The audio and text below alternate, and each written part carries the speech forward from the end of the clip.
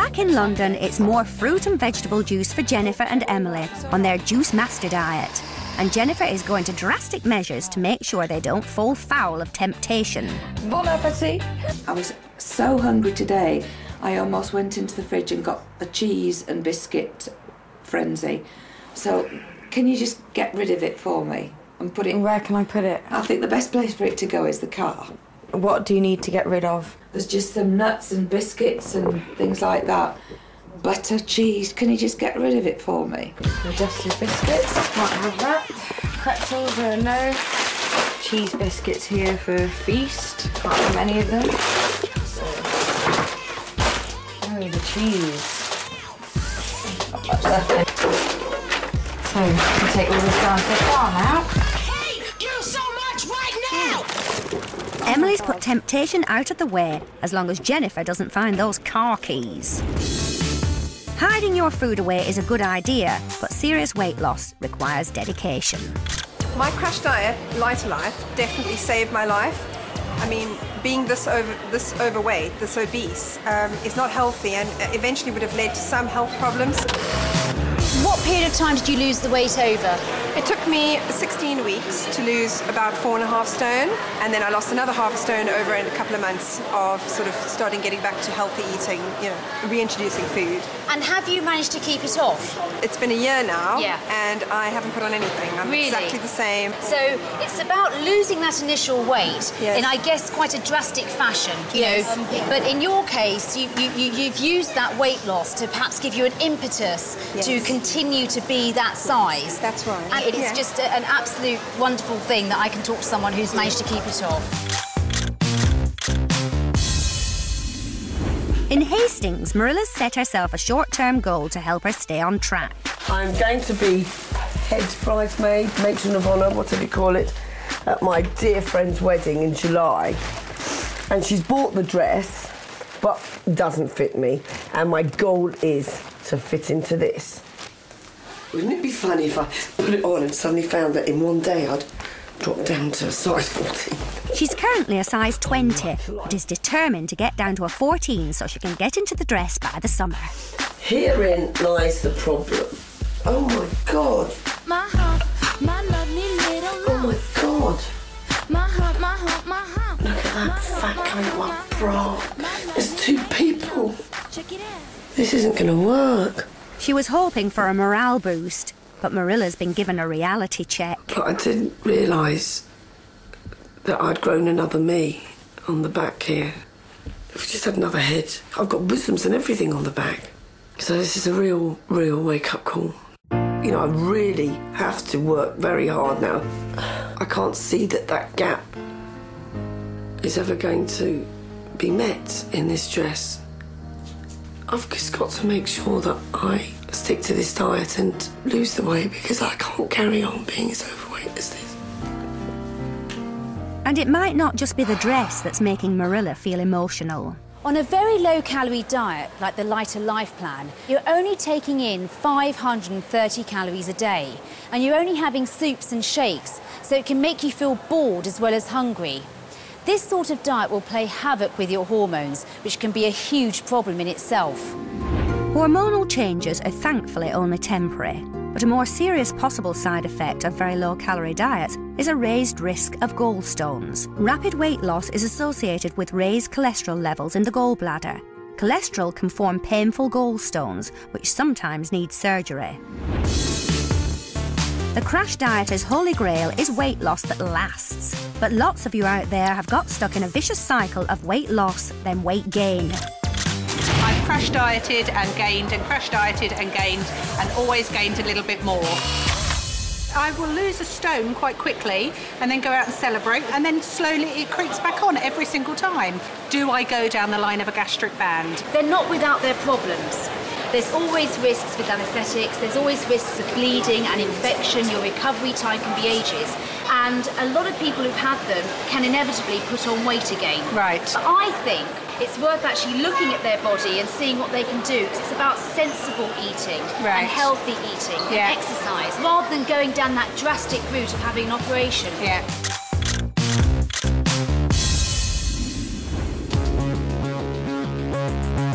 over in Tunbridge Wells, George is on day 3 of his elimination diet, and he's braving the scales. He wants to lose a stone in a week. Lost half a stone in 2 days. It's interesting, isn't it? Yeah, maybe there is something to this diet. So the pounds are already falling off, and it's no wonder as George can consume around 9,000 calories a week in alcohol alone.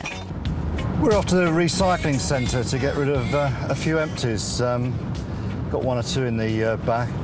Dumping the bottles can be seen as a sign of a commitment to the diet. You know, alcohol intake was quite significant, and it's only when I make these trips you realise how much we've put away between us. Most crash diets don't allow any alcohol because it contains an enormous amount of calories. A recent survey found that almost 1 in 3 people order crisps, nuts or pork scratchings to accompany a drink, while nearly a fifth regularly opt for takeaway food, piling on even more unwanted pounds. That was nice, Grenache, from the Ardèche in France. Mineral water, how did that get in there? Next on the menu, the diet rulebook gets thrown out of the window. God, it's lovely. This coffee is like a meal. Our crash dieters go for the burn. It's like climbing Mount Everest. And we explore the more unpleasant side to crash dieting. So constipated, 4 days. I'm a bit bunged up at the moment.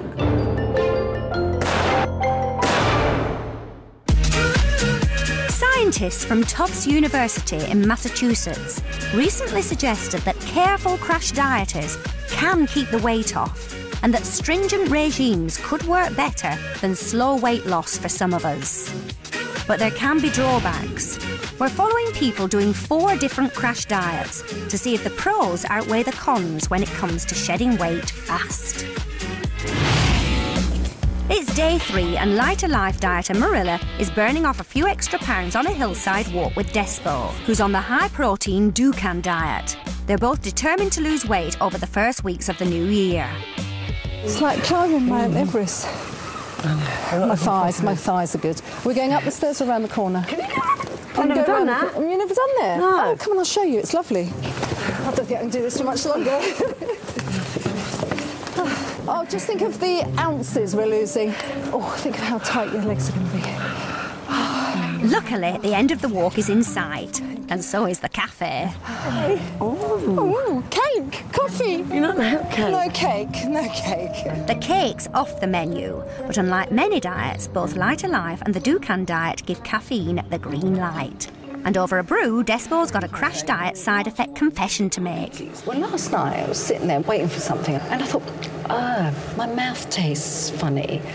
And I think my breath really smelled. It felt as though it smelled. On the Dukan diet, you're likely to suffer from halitosis or bad breath. This is because your body has gone into starvation mode, so it's releasing chemicals into the blood called ketones, a process called ketosis. Now, you need to eliminate these ketones through your lungs, hence giving rise to bad breath. We'll just have to wait and see what other side effects. Oh, I was a bit snappy this morning. I wonder if that's happening. Well, there'd be no reason for you to snap because you're stuck in your face all the time. Oh, I had to exercise some restraint. Is that the only exercise you do? The girls aren't worried about the side effects at the moment, but taken to extremes, a diet like Despo's can have more serious consequences. The Dukan diet is high in protein, and this can give rise to gout. Gout is a condition caused by high levels of uric acid in the blood. It typically causes pain and inflammation in a single joint, usually the big toe. The thing is, it can also affect the kidneys, and that's why you need to drink lots and lots of water to flush out the uric acid. Otherwise, it could cause permanent kidney damage. Restaurant PR man George has gone away on business. Look delicious. He's on day 3 of his elimination diet, but there's forbidden fruit at every turn.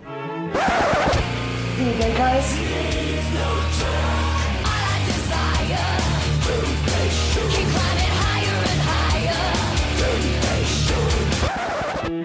You sure I can't tempt you, George? It's very tempting, but I won't succumb, no thanks.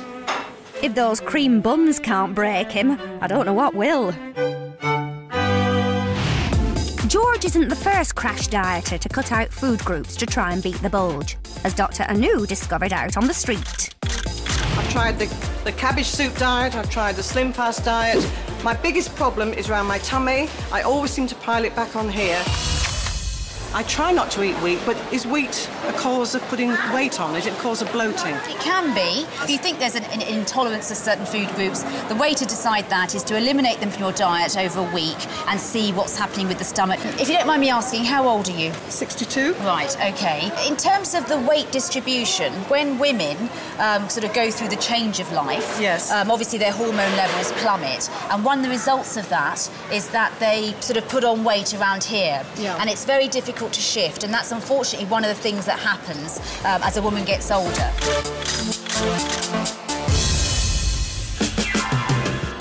In Tunbridge Wells, George is back home after his business trip. But while he's about to brave the scales upstairs, downstairs wife Karen has been enjoying his absence, guilt-free. As George was away today, I was a bit naughty. I had croissants for breakfast and a sausage roll for lunch, and it was lovely. I really enjoyed it.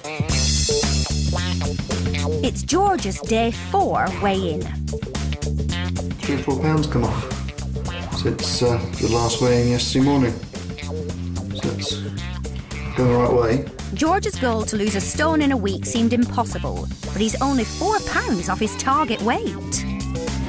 The pros of the elimination diet is that you're actually excluding foods that are not that good for you, like wheat, dairy and sugar, and replacing it with low-calorie, low-carb meals. So you're actually going to lose weight.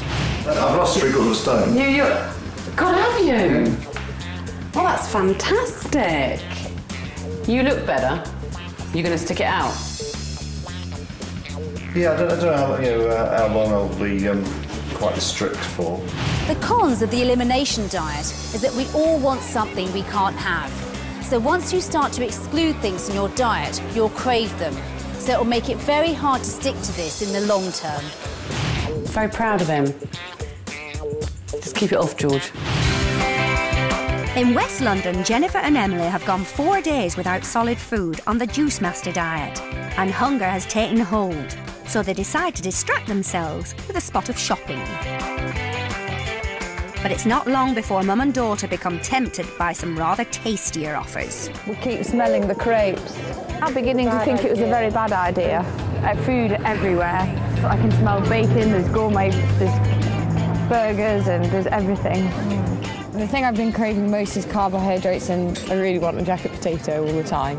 I haven't had any cravings so far. If you're trying to be good but plagued by cravings, you could try thinking about your favourite food more, not less.